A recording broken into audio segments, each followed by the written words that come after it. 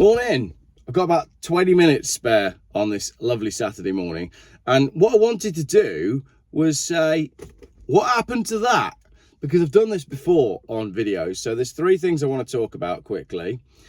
The speeding Jaguar I-Pace, the Luton Airport fire and a Nissan Duke, and the Inchcape Jaguar dealership flood thing, because all of them have gone out of the news and we haven't had an update on any of them, although things are still going on.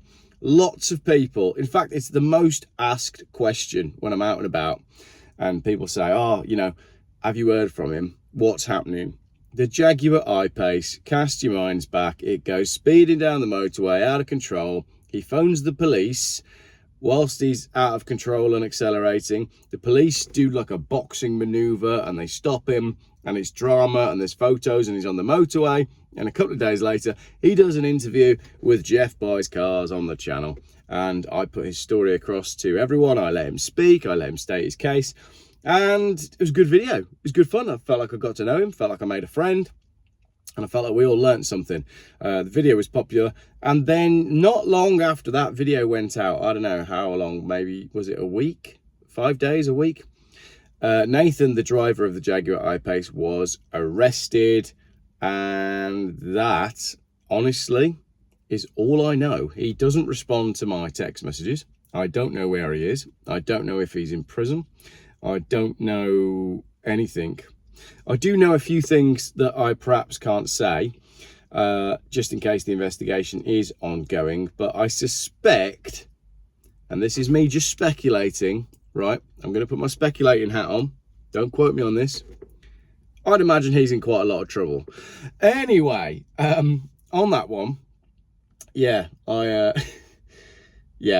fairly confident that there was more to that story than met the eye. I don't know, as I say, I'm speculating, but I had messages from a number of people who were connected to the case, and it seemed to me that Nathan's story that he presented on my YouTube channel didn't stack up as to what actually happened. It didn't stack up to the report from the people that investigated the car, and it didn't necessarily stack up with the phone records and the telemetry of what phone calls were made and where. So I'm fairly confident that wherever Nathan is, and I hope he's well, and if you're watching, Nathan, do get in touch, give us an update. But I suspect he got himself in quite a bit of trouble for all that. So the Luton Airport car fire and the Nissan Duke. Now, there is going to be some more videos to come on this. I just haven't got around to making them yet. Obviously, last year, I like doing a more relaxed video on a Saturday, usually when I'm waiting for small human to finish karate.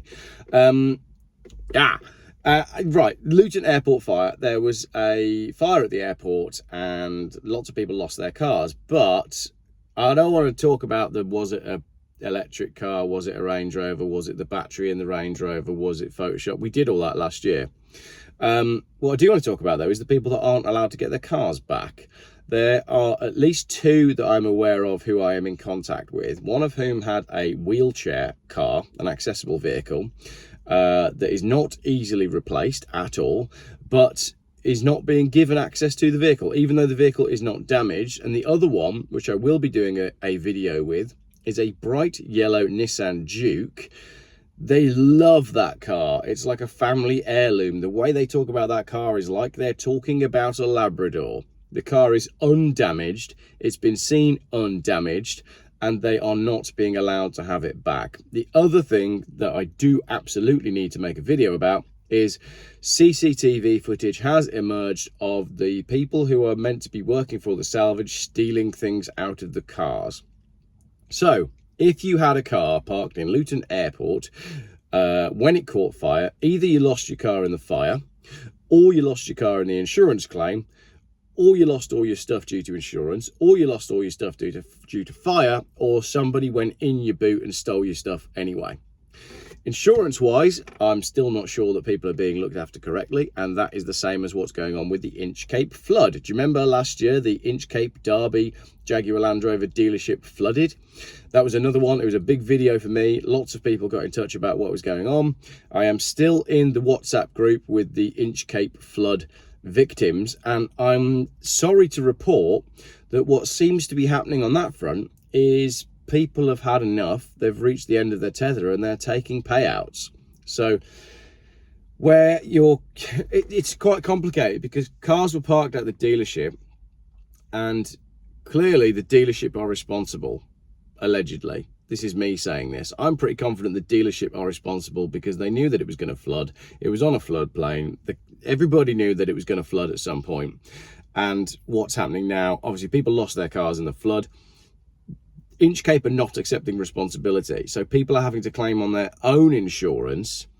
And then it seems to me like the insurers themselves are then reluctant to try and claim that money back from Inchcape. So there's people who have, again, in both scenarios, in the Luton Airport fire and the Inchcape flood, I feel like insurance has absolutely failed people. People have been pushed to financial breaking point and forced to accept a lackluster financial compensation because insurance companies have deliberately dragged their heels, knowing that people are going to get to a point where they'll just break and accept a payout. So, as I said, in both situations, I'm seeing, particularly in the Inchcape WhatsApp group, I'm just seeing despair from people. People are genuinely just despairing and just saying, look, I'm just going to have to take this payment. People are multiple thousands of pounds out of pocket. And I know, we did all this on the video last time where I was saying, oh, the Jaguar Land Rover owners, they've got the money, they shouldn't have bought such an expensive car. Well, that's absolutely not the case. There's people that this has financially crippled in a big way, and it's just another way of proving to us, the people, that big corporate organizations and insurance companies are generally 99% of the time working actively against us instead of working with us, and don't have our interests at hand. I do not understand why people are having to claim on their own insurance when their cars were at the Inchcape dealership, especially when the car was at the dealership due to a manufacturing fault. That absolutely should mean that Inchcape are culpable. What I'm hearing from upper management, well, I'm not hearing from upper management, what I'm hearing about upper management at Inchcape is that they are all absolute scumbags. The best thing that we could do is never buy a car from an Inchcape dealership again, and yeah, just vote with your feet on all fronts. But the Luton Airport fire one, as I said, I really feel for these people that can't get their Nissan Juke back. I do think that's a great shame, because it's really clear to me that they love the car, and you can see it in the photos. It's absolutely undamaged. And all of this business about stealing from the cars that are in the car park, well, that's just grim, isn't it? I mean, I guess it happens, doesn't it? I guess it happens. I guess if you work in salvage, you know that all the cars are insured, and you get free pick of whatever you find in the cars. Never occurred to me before. Never occurred to me. And on the Inchcape one as well, I mean, there was video that came out of all the cars needed moving at the back of the dealership after the flood, and there was drone footage that was shot by one of these auditing channels. You can see them using a brand new white Defender 110 to try and maneuver all these, so they haven't even got a proper salvage operation up at the Inchcape dealership. Well, maybe that's good. Maybe that means people's stuff won't get nicked. So there we go, little Saturday update on 3 stories and where we're at with them. If there's any other videos that I've made that you think, yeah, Geoff, what's going on with that, post it in the comments and I'll see if I can update you, because I do cover a lot of different stories, and I appreciate sometimes we don't always get closure or follow-up on things. So if you have questions about videos that I've made and you want to know what happened next, post them up in the comments and I'll try and address them as best I can. Thank you very much for watching. Enjoy the rest of what should be a very sunny Saturday. See you later. Oh, there's a video going up tonight as well, 7 p.m. Is it cheaper to buy a car than hire a car? And it's quite a good video, and it includes Catherine Zeta-Jones.